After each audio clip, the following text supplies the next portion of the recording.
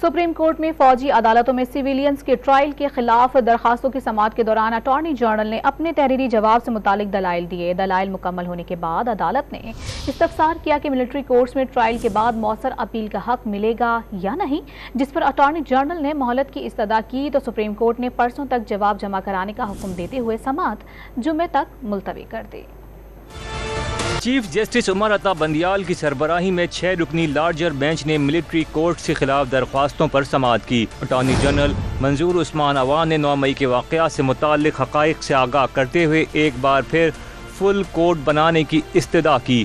Attorney general نے موقف اپنایا کہ 9 مئی کے واقعات اچانک نہیں بلکہ منظم طریقے سے کیے گئے۔ اس روز فوجی تنصیبات پر حملے میں 199 ارب روپے کا نقصان ہوا۔ فیصل آباد میں ISI دفتر پر دھاوا بولنے والے افراد مسلح تھے۔ چیف جسٹس نے استفسار کیا کہ سیکشن 7 کے تحت ملٹری کورٹس میں سزا کتنی ہے۔ اٹارنی جنرل نے کہا کہ سیکشن 7 اور 9 کے تحت ملٹری عدالتوں میں سزا 2 سال قید ہے۔ چیف جسٹس نے کہا کہ پھر تو عام عدالتوں میں سزا اس سے زیادہ بنتی ہے۔ جسٹس یحییٰ آفریدی نے آرمی ایکٹ کے تحت ٹرائل میں اپیل کے حق سے متعلق نقطہ اٹھایا۔ چیف جسٹس عمر عطا بندیال نے کہا کہ آپ کو مطمئن کرنا ہوگا کہ ٹرائل کے بعد اپیل کا حق ہے۔ جسٹس اعجاز الحسن نے کہا سوال یہ ہے کہ آئین کے تحت بنی کسی عدالت میں اپیل کا حق ملے گا یا نہیں۔ آپ ہدایات لے کر بتائیں کہ اپیل کا حق ملنا ہے یا نہیں۔ اٹارنی جنرل نے 2 دن کی مہلت مانگی تو عدالت سماعت جمعے تک کے لیے ملتوی کر دی۔